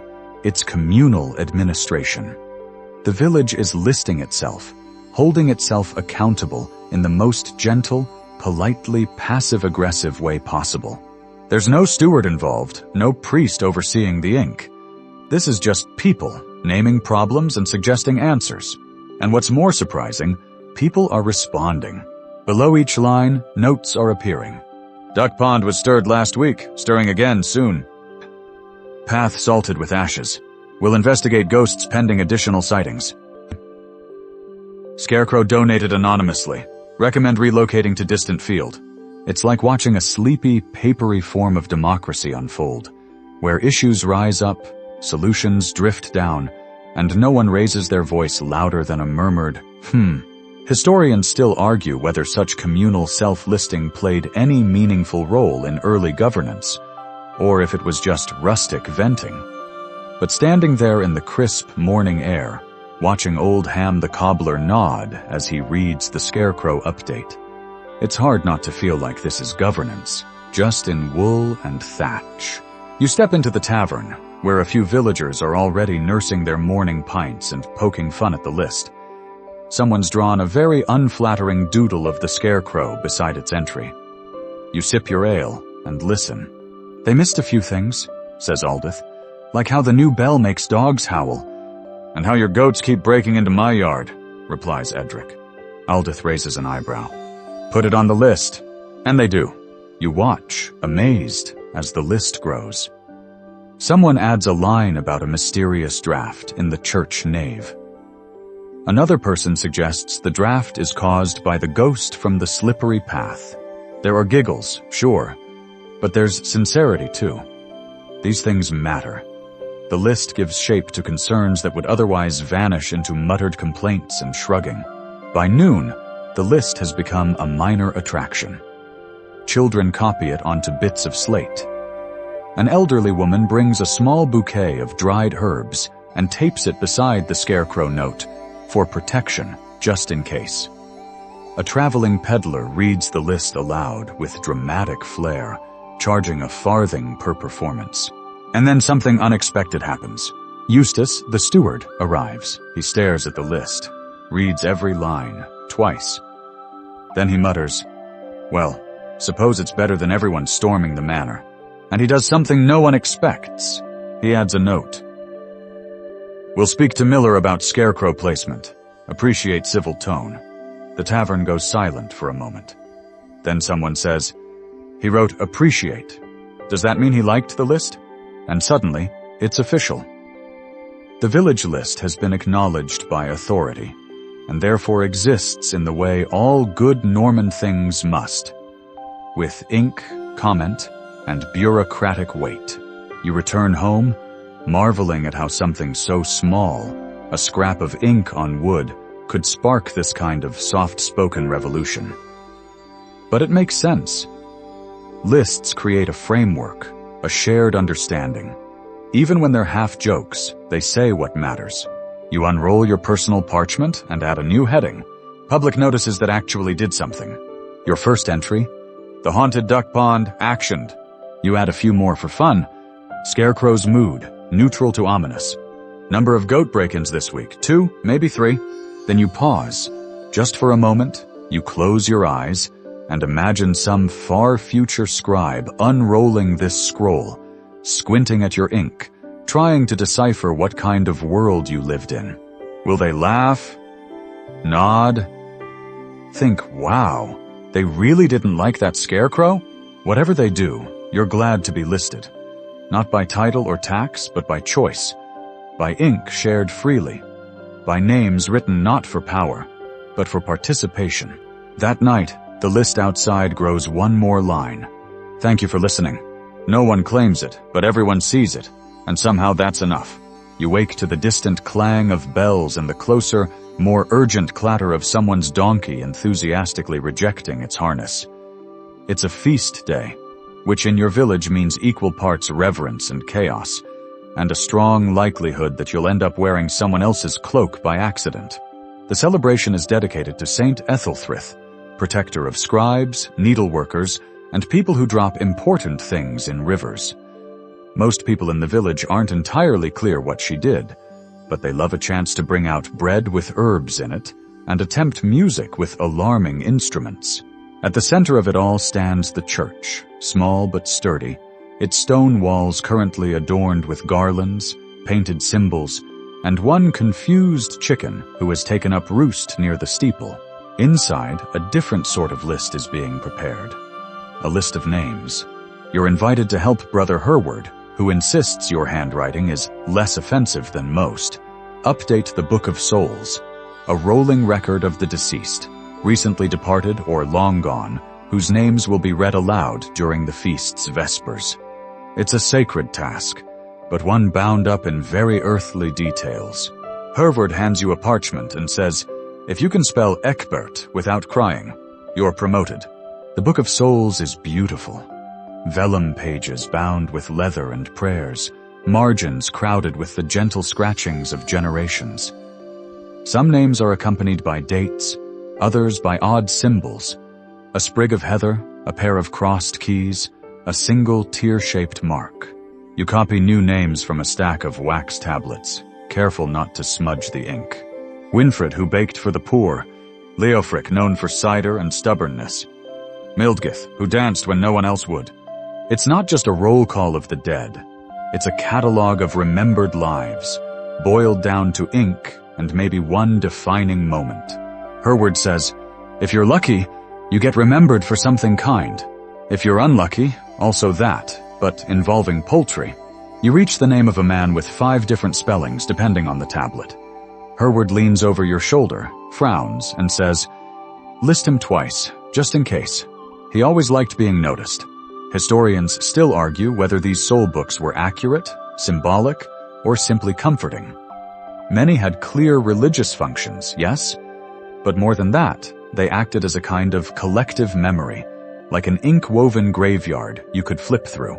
You find yourself deeply moved by the little details. The woman remembered for giving away honey when the plague came. The boy who once outran a bishop's horse. The man who could recite all of Beowulf backward. Some names are written in bright, bold strokes, others faint, perhaps added later, perhaps written by unsteady hands. All of them matter. There's a note beside one entry. Name spoken by child, unconfirmed. You leave it in, because sometimes the whisper of memory is all there is, and that deserves ink too. As the bells ring and the villagers gather, you and Herward walk to the front of the church. The list is placed carefully on the lectern, its pages gently weighted against the breeze. People hush as the names are read aloud. It's long, it's slow, but no one complains. And as each name passes, you can feel it, this thread of history pulling taut. Not the grand history of kings and battles, but the quiet, rhythmic heartbeat of lives lived honestly. Each name a drumbeat, a soft, "You were here." Afterward, the village shares food and ale. A bard recites something vaguely rhyming. Children play a game involving reeds and arguments. The scarecrow is brought out and dressed in celebratory ribbons, which improves its mood by maybe 2%. You drift through the crowd, still thinking about the names. What would yours say? Your name, who once helped list the chapel's spoons. Who chased the goat, often. Who remembered others. You like that last one best. That night, under the flickering light of your tallow candle, you add a new section to your parchment. Names worth remembering. Winfred, the kind baker. Leofric, cider enthusiast and fence leaner. Mildgith, who danced. The man who outran the bishop's horse, maybe. The unnamed child's whisper. And then, almost without thinking, you add, Lady Treason, goat of legacy. The ink blot slightly on the last line, as if amused. You sit back and realize something important. Some lists record ownership, others record obligations. But this one? It records presence. It's the Norman way, really. To name something is to keep it. To list it is to let it endure. And in that spirit, you close your parchment gently, whisper goodnight to the candle, and drift into sleep with a single thought, that even the smallest names, the quietest stories, the briefest laughs can live forever if someone just takes the time to write them down. You're sorting lentils when it happens. Again, a knock at your door. Not an ominous knock. Not even a particularly urgent one. More like the kind of knock that says, I have a clipboard and a deeply unnecessary task. You already know who it is. It's Alan. Of course it's Alan. This time, he's carrying a wooden tablet, 2 small scrolls, and what appears to be a half-eaten apple. He greets you with the air of someone who both respects you and desperately wants to involve you in something tedious. You're good with details, he says, without preamble. How do you feel about standardizing weights and measures? You blink. Once. Twice. You resist the urge to fake a sudden injury. Alan hands you one of the scrolls. It's titled, in slightly panicked handwriting, Items that have caused arguments this month. You skim the list. Barrel of ale sold as mostly full. Buyer disagrees. Goose weighed in hands, accused of being overfluffed. Sack of barley estimated by generous eye. Feud ongoing. It's clear. If things aren't measured the same, they can't be listed the same. And in a world increasingly obsessed with inventories, obligations, and taxes, that's a serious problem. You agree to help. Because honestly, the alternative is sorting more lentils. Together, you and Alan visit the village's current set of measuring tools, which is generous terminology. The standard bushel turns out to be a woven basket with a hole in the side, patched long ago with a piece of someone's slipper. The weight stone for a pound is suspiciously lumpy and smells faintly of elderberry. Who approved this, you ask? Alan shrugs. No one. It just became the standard because it didn't fall apart too quickly. Historians still argue whether medieval weights and measures were consistent across manors. Some claim there were royal standards that filtered down efficiently. Others suggest it was mostly guesswork, muscle memory, and dramatic gestures involving hands. You lean toward the second theory. In an effort to create something more official, Alan proposes building a new reference set. You spend the day calibrating stones against each other, using comparative weighing to create a set of matched measures. It's painstaking, but oddly soothing. The final list looks like this. 1 local pound, 16 Oz, as defined by the smooth gray stone. 1 bushel, Artfonser basket, lined with the red checked cloth. 1 finger width. Alan's actual finger, recorded with charcoal outline. You laugh at that last one. Alan looks offended. What? It's surprisingly consistent. You return to the manor with your findings. Eustace listens, nods slowly, and files it under village consensus, probably acceptable. He even carves a notch in the new measure stone to make it official. The goose merchant is reluctantly satisfied. To celebrate, you're invited to a small gathering in the tavern. You sit with Alan and a few others, sipping cider and debating whether a duck can be considered half a goose for tax purposes. Depends on the volume, someone mutters. Of feathers or complaints? Another asks. Both, you say wisely. Before bed, you pull out your parchment and add today's odd triumph, list of things that are now sort of standardized. Weight stone, bushel basket, Alan's finger, and then you add emotional weight of an underfilled ale barrel, approximately 1 sulky farmer. You lean back and realize that these lists, silly as they seem, are tools of trust. They're the reason one person can sell grain and another can bake bread without an argument erupting over the size of a scoop. It's not just bureaucracy, it's infrastructure, just squishier. That night, your dreams are filled with bouncing barley sacks and talking weights who argue about their purpose in life. One of them is voiced by Alan. You do not tell him this. You wake to the sound of rain. Not a storm, not a drizzle, just the kind of steady, confident downpour that soaks everything evenly and makes you question whether socks were ever a good idea. The world smells of wet earth and burning peat. You toss another handful of kindling into the hearth and settle near the fire with your parchment, intending to sketch a very unflattering doodle of Alan's measuring finger when a knock interrupts your artistic ambitions. It's not Alan this time, thank the saints. It's Wulfrun, the village midwife, and one of the only people who can silence a shouting match with a glance. She's carrying an oilcloth bundle and a face that says, "You're about to be volunteered for something scholarly, aren't you lucky?" "We're updating the healer's ledger," she says, handing you a slightly damp roll of parchment. "You've got good script, and better eyesight than me in this gloom." You unroll it carefully. Inside are columns, neat, careful, and aged. Titles run across the top in Wulfrun's blocky hand. Ailments, remedies, ingredients, used, outcomes, side notes. You blink. This is no casual list. This is a medical record, Norman style. Each entry captures a tiny story. Toothache, chewed willow bark, some relief, swears less now. Boil on elbow, goose fat and nettles, healed in 3 days, avoided bees this time. Melancholy, lavender, song, and extra pie. Unknown, still frowning but eating well. There's a rhythm to it, a strange poetry. You can feel the care taken, not just in writing it, but in noticing in the first place. Wulfrun kneels beside you and begins sorting dried herbs. Every healer keeps one, quietly. No one wants to say it's a list, but it is. It's how we remember what helped and what didn't. You ask what happens when treatments fail. She points to a small, somber section at the bottom. To be improved. Mare's milk for cough, ineffective, caused stomping.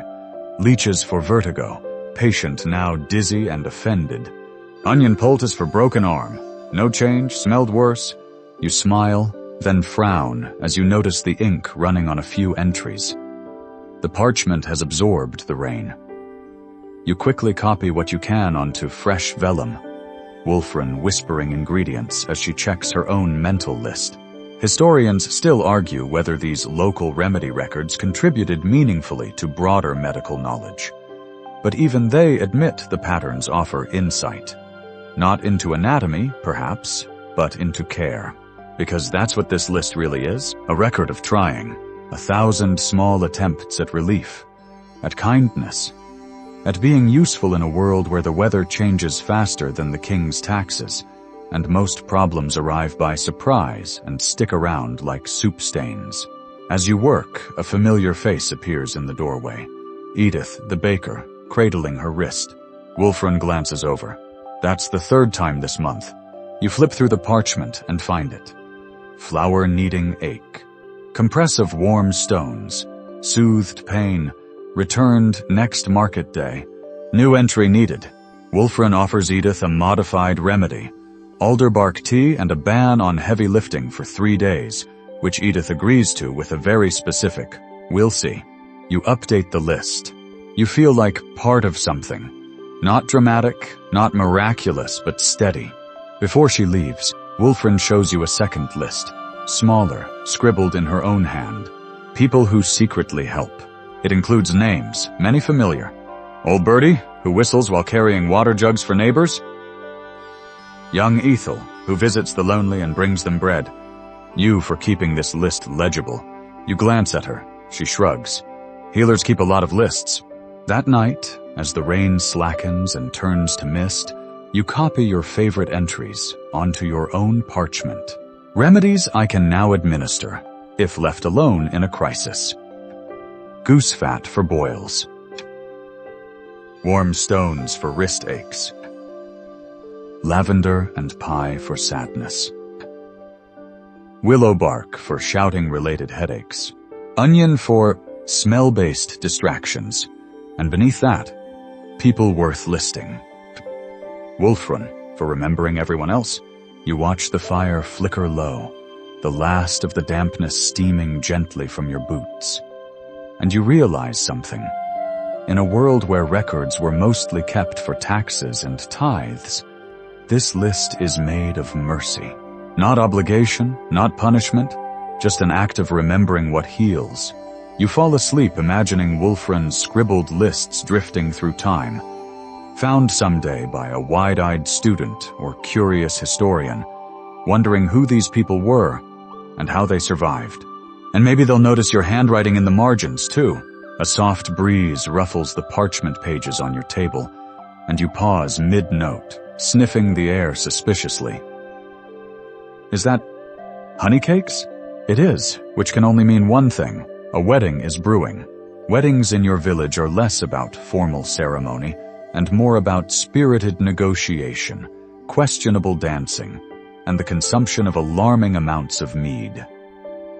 Still, the upcoming union of Rafe the Cooper and Maud the Shepherdess has everyone buzzing like the bees currently terrorizing the church rafters. You've barely tucked your writing tools away before Beatrice bursts into your cottage, arms full of ribbons, and what appears to be an extremely aggressive goose. "We need help with the dowry list," she announces, dropping both items on your bench. The goose stares at you. You do not blink. Beatrice, sensing your hesitation, elaborates. "We can't find last year's template, and no one remembers whether a reasonable dowry includes 3 goats or just the idea of goats. You're good with parchment. Make it neat." And just like that, you're inducted into the ancient, slightly chaotic tradition of marital inventory management. The task is deceptively complex. On the surface, the dowry list is simply an accounting. What the bride brings, what the groom provides, and what must be returned if the marriage dissolves. Which happens, though less from scandal and more from unusually fast horses or falling into wells. You begin with Maud's contributions. 1 fleece-lined cloak, 3 milk goats, 1 wooden chest containing linen, lavender, and a pebble with emotional significance. A stool of mysterious origin but excellent balance. Then Rafe's side. A full set of coopering tools, 2 barrels of ale, 1 sturdy cart, land use rights on a small plot near the stream, known locally as Duck Bend, for obvious feathery reasons. Next comes the shared assets category, which includes the goose, 1 very reliable dog, and a mutual understanding that the garden fence must be repaired at some point before winter. As you draft, Beatrice dictates with the enthusiasm of someone narrating a particularly dramatic soap opera. "Put an asterisk by the goats," she says. "They're friendly, but only toward Maud. If Rafe tries to milk them, we'll need a healer." You note it down, along with, "Goats not legally required to respect marital unity." Barrel tapers must not be used as weapons. Historians still argue how binding these lists were. Some claim they served as proto-contracts, enforceable under local custom and church oversight. Others believe they were symbolic, half legal, half folkloric, and entirely open to reinterpretation after 2 mugs of cider. You lean toward both, because even as you carefully write the list in your best hand, you're aware that this isn't just about assets. It's about intentions, expectations, and the gentle hope that 2 people can live together without setting anything too important on fire. The list also includes blessings, non-tangible contributions from the community. Aunt Ethel's promised to teach Maud the good pie recipe. Young Tom offering to sing. Eustace permitting the use of the manor's ceremonial ladle. You pause at that last one. "The ceremonial ladle?" you ask. Beatrice nods. "It's a symbol. Also, it's the only ladle big enough to serve stew at weddings. Don't question it." You add a note, "Ladle to be returned by sunrise, with dignity." By the time the list is complete, your hands ache. The goose has tried to eat your sleeve, and Beatrice has declared it presentable, if overly honest. You make a copy, 1 for each party, and then a 3rd to hang in the church vestibule, beneath the portrait of Saint Mildred, patron of endurance and poorly planned festivities. That evening, as the village begins to gather, You tuck your parchment into your satchel and head to the field behind the alehouse. Ribbons flutter, laughter rings out, and someone is already arguing over turnip placement. You sit beside Alan, who is loudly pretending to understand dancing. "Did you list the ceremonial ladle?" he asks. "Of course," you reply. "It's practically its own guest." He nods approvingly. "Good. Last time we forgot, it nearly caused a schism." As the ceremony begins, brief, warm, full of muddy shoes and hopeful eyes, you feel a deep contentment. The kind that comes not from formality, but from ritual made personal. You watch Maud hand Rafe the list. You see them both laugh, then pocket it like a treasure. Later, with your boots muddy and your stomach full of questionable stew, you curl into bed and add to your personal scroll lists that brought people together. Rafe and Maud's dowry agreement, Aunt Ethel's pie blessing, the official ladle addendum, and finally, emotional pebble. You smile as you fall asleep, imagining future historians puzzling over that last one, and wondering if love always came with livestock. Spoiler, it usually did. You're halfway through scrubbing soot off your hearthstone when a knock comes at the door. You groan, wipe your hands on a towel that's already surrendered to history, and shuffle over. It's Eustace. Now, Eustace rarely knocks. He's more of a summons you with a look from across the green kind of man. So the fact that he's standing on your threshold, hat askew, scrolls under one arm, and a slight twitch in his left eye, means something. Odd is afoot. "We've had a complaint," he says flatly. You raise an eyebrow. "Only one?" He blinks. "Well, a list of complaints." "Ah, of course." The scrolls are unfurled on your table. One reads, "Items gone missing from the manor over the past year." The other, "Items found in unexpected places." It's illuminating. One ceremonial ladle, last seen post-wedding.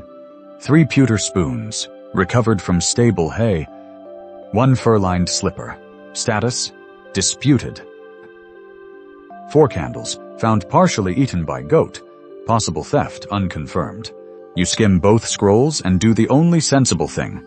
Combine them. You make a 2-column chart titled, Mysterious Absences, Probable Explanations. Each entry becomes an exercise in forensic creativity. Ceremonial ladle, recovered from behind choir bench. Suspect, old Bertie, who mistook it for a drum. Spoons, stable boys using them to launch berries, effective if unsanitary. Slipper, still warm. Lady Marjorie denies involvement. Goose remains silent. You pause at that last one, glance up at Eustace. "Do we always investigate these?" you ask. He sighs. Normans love a list, especially when it leads to blame. You nod solemnly. And goats. Historians still argue whether medieval inventory disputes were serious administrative issues or village theater. You suspect the truth is somewhere in the middle. Half accountability, half comedy of manners. Together, you and Eustace begin drafting a new, formal document. Register of Petty Absences and Minor Mysteries. The tone is just dry enough to feel official, but includes phrases like, misplaced intentionally or possibly by fate, returned by unknown hand, last seen near ale barrel, details fuzzy. By mid-afternoon, others have joined in. Alan brings an entire logbook labeled Items I Was Certain Were in My Pocket. Beatrice presents a drawing of a missing candlestick for emotional closure. Someone even suggests a color-coded system for repeat offenders, though this is quietly ignored. It becomes clear that what you're creating is less a report and more a community ritual. A way to say, we noticed this, and we almost care, and most of all, let's not take ourselves too seriously. There's one item, however, that sparks actual interest. Book of Hours, gold embossed, last seen Lent. Everyone falls quiet. That book belonged to Lady Constance, a recent visitor of noble blood and eternal complaints. Losing it could be inconvenient, possibly diplomatic, definitely dramatic. Alan whispers, "If she finds out it's gone," you raise a hand. "Let's find it before she finds us." A mini search party is formed. You, Alan, Wolfran, and the goose check the chapel, the guest house, the kitchens, and, on a hunch, the privy. Nothing. Then you remember something. A wedding. A slightly drunk bard. A dramatic reading. You run to the tavern, and sure enough, behind the fireplace, half tucked into a crate of dried turnips, lies the missing Book of Hours, complete with bookmark and faint mead stains. You clean it carefully, place it on the manor table with a polite note. Misfiled, now refiled. God bless. And quietly remove it from the mystery register. Eustace reads the final list and nods. Comprehensive, possibly excessive. You beam. The Norman way. That night, by candlelight, you add a new page to your own growing scroll. Oddments, absences, and possibly magical relocations. Ceremonial ladle, recovered, slightly wiser. Goat-related candles, status unclear. Lady Constance's Book of Hours, reunited with dignity intact. Slipper, still missing, but now a local legend. And then, underlined in bold, a village that forgets nothing, especially the funny bits. You fall asleep content, dreaming of future historians poring over your mystery logs and asking each other, wait, why was there a goose in the chapel? And no one will ever really know. The sun rises behind a low lavender fog, and the air smells like damp hay, moss, and the faintest hint of cheese. You step outside, stretch, and nearly trip over a carefully arranged pile of firewood that wasn't there yesterday. On top of it rests a note. Please add to the list. That's all it says. You sigh, but with affection. Another day, another anonymous contribution to the communal cataloging frenzy that now seems to grip your village like an enthusiastic but mostly harmless squirrel.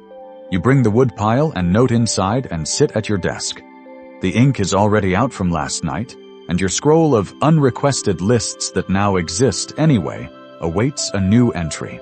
You jot it down. Firewood left by unknown, neatly stacked, possible bribe, possibly ghost. The note reminds you of something Alan said last week while organizing the list of acceptable torch-wielding behaviors. He'd muttered, half-jokingly, if we keep this up, someone's going to start listing the lists. And now, you kind of want to. So you do. Meta-list. A register of lists created in the past fortnight. Dowries. Missing spoons. Successful goat negotiations. Sickness outcomes. Healer's ledger footnotes. Personal emotional fluctuations. Weather that felt judgmental. Weights that changed personalities during storms. You quickly realize something. These lists aren't just records. They're stories in disguise. They track the mundane, yes, but also the rhythm of the village, the heartbeat of a community that knows how to laugh at itself and still somehow get things done. Eustace appears at your window. You pretend not to notice him until he coughs. Politely, but with the force of a man who knows you heard him. We need a new ledger, he says. The scribes from the next village over are coming tomorrow for a meeting. You raise an eyebrow. A list meeting? An exchange of best practices? He replies, with the delicate grimace of someone trying to make bureaucracy sound exciting. You agree, on one condition, that you get to make the welcome scroll. The next morning, you prepare for your guests. You clean the table, prepare tea, and unroll the scroll, which reads, Things you should probably know about our lists. We alphabetize when we feel like it. Cross-referencing is done by intuition and smell. If a list goes missing, check the chapel, the tavern, or the nearest chicken. The ceremonial ladle is off-limits during Lent. You will be assigned a measuring stick. You may name it. All disputes settled via logic, rock, paper, scissors, or sheep race. When the scribes arrive, 3 cautious men in woolen cloaks, you greet them with practiced cheer. They are skeptical at first, especially when Alan tries to show them the official record of times I tripped over nothing. But then something shifts. One scribe pulls out his own list. peculiar rain patterns during Lent. Another has documented smells noted inside sealed barrels. And the third? He keeps a scroll titled Emotional Interpretations of Different Candle Flickers. You're all the same kind of ridiculous. The conversation flows. Tea is poured. Stories are exchanged. You agree to a mutual list-sharing pact and create a brand new register, Inter-Village Collaborative Observations. When to plant garlic, according to goats. Why certain barn owls dislike Latin. The best ink for smudging? Average time to lose a spoon after mentioning how many spoons you own. Historians still argue whether medieval information exchange between villages was this casual. Most evidence points to formal charters and religious missives. But there are hints. Marginalia in manuscripts, matching phrases in different manners' ledgers, suspiciously similar complaints about turnip theft.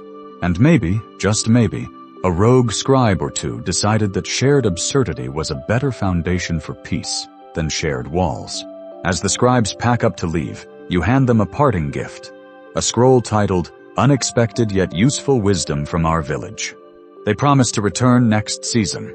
You sit back, tired but triumphant.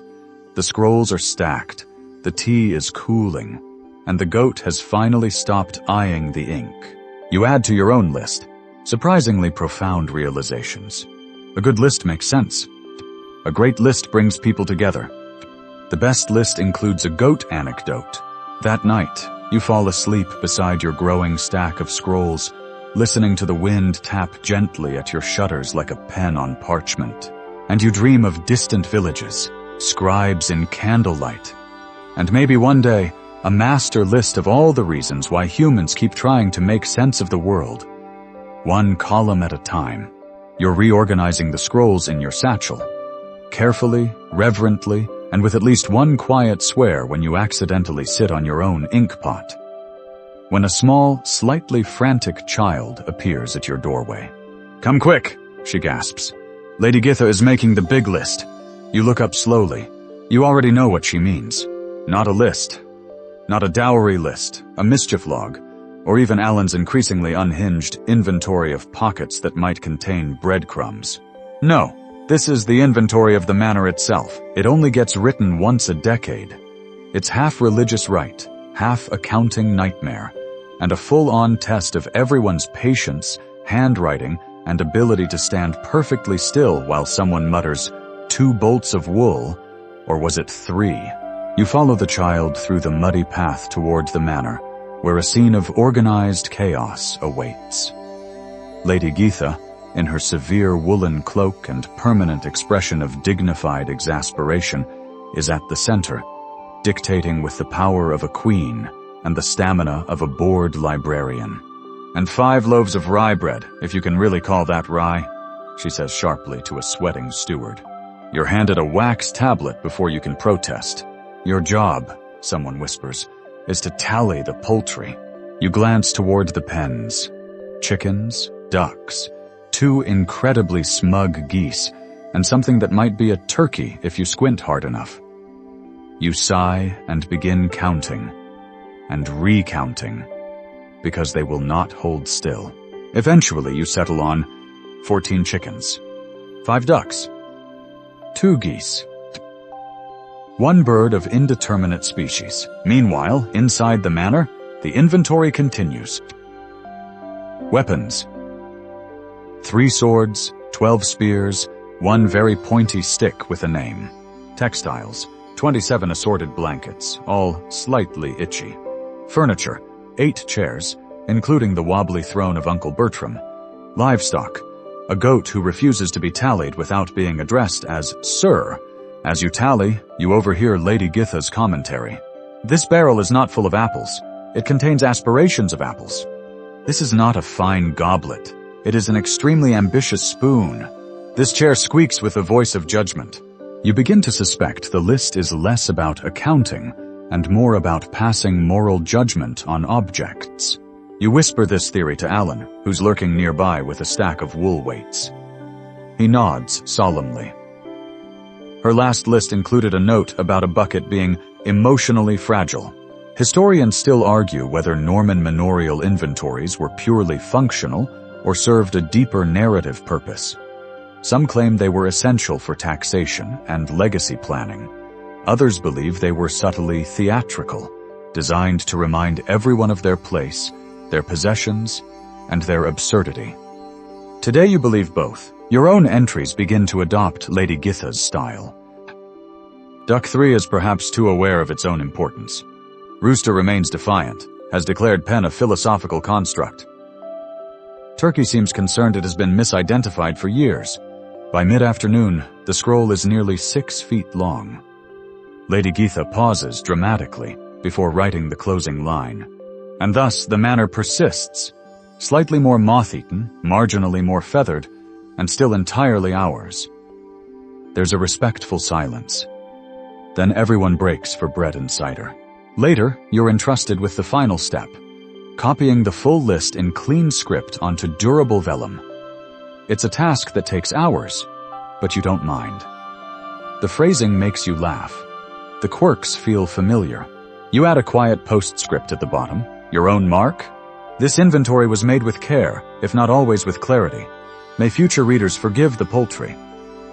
That night, as you curl beneath your blanket, your thoughts drift toward the next generation. Will they find this list someday? Will they read the line about the emotionally fragile bucket?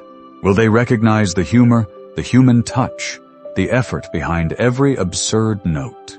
You hope so, because in a world constantly changing, weather, politics, marriages, mildew, there's comfort in knowing someone, somewhere, once paused to say, yes, this mattered, yes, we saw it, yes, we wrote it down.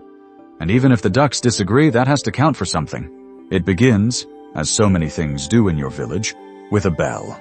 Not a church bell or a dinner bell, but the small tin one Alan keeps hanging above his door that he claims only rings in moments of great historical importance. Today, it's because he's found something. You arrive to find him sitting cross-legged on the floor, holding a cracked wooden box like it contains treasure. Or perhaps some sort of vaguely cursed loaf. I found this in the attic, he says, breathless. Behind the wasp nest and under the old harvest masks. You peer inside. It's filled with slips of parchment, bound with string, each one labeled in an elegant, surprisingly delicate script. To be remembered. Alan grins. It's a list of memories. You lift one gently. That spring when the barley grew faster than the gossip. The day Beatrice got caught stealing her own pie. When the goat wore the mayor's hat and no one stopped it. The first snow after the war. We all cried and didn't say why. They aren't records exactly. They're more like emotional inventory. Echoes of life, carefully preserved in ink. Alan explains that the box belonged to his grandmother, one of the first scribes in the village. She started it during a winter so harsh even the bread went stiff with despair. She wanted to make sure we remembered the right things, he says. Not just who owned what, or how many pigs we lost, but why we kept going anyway. You sit beside him and read every slip. You laugh at some, tear up at others. You find one written in your own hand from years ago. That day I learned writing isn't just for kings. There's one signed simply Eustace. This village may be ridiculous, but it's my ridiculous. You both fall silent for a long time. Then Alan says, we should start adding to it. You agree instantly. You spend the next hour crafting new entries, letting memory guide the ink. When Maud kissed Rafe in front of everyone, and no one pretended not to see, the full moon that made the pond look like a second sky. Why, when Wulfrun gave her best herbs away to someone she didn't like, because healing matters more. That day the wind blew so hard, we just sat inside and listed sounds we missed. You place the new slips beside the old, retie the bundle, and nestle the box back into its resting place. But not before writing one final card for today. The day we remembered how to remember. Later, as twilight pulls its long, sleepy curtain across the sky, you return home and light a single candle. Your personal scroll, the one you've been building secretly all this time, now unfurls across the table like a sleepy dragon. You take up your pen and slowly, with care, write. Final entry. The list of lists. Dories and ducks, candles and chaos, ladles and love, goats and grudges. Things misplaced and miraculously found. Questions that have no answer. People who mattered. Moments we didn't want to lose. And then below it, if this village has a soul, it lives in its lists. Outside, the night air stills. A soft breeze brushes the window. Somewhere, a goose honks mournfully, perhaps regretting its past choices. You smile. And now, let's take a deep breath. Slow it all down now. You've wandered long through a world of parchment and ink, chickens and candles, quiet jokes and louder hearts. Let the weight of the lists drift off your shoulders now. They've done their work. You've done yours. The fire's dying low, casting long amber shadows that flicker like half-remembered dreams. The scrolls are neatly tucked away. The ink has dried, and the candle's flame dances one last time before sleep. Let the names fade now. Maud, Alan, Eustace. Let them soften into mist. Imagine them quietly closing their own windows, brushing dust from sleeves, placing one last log on the fire.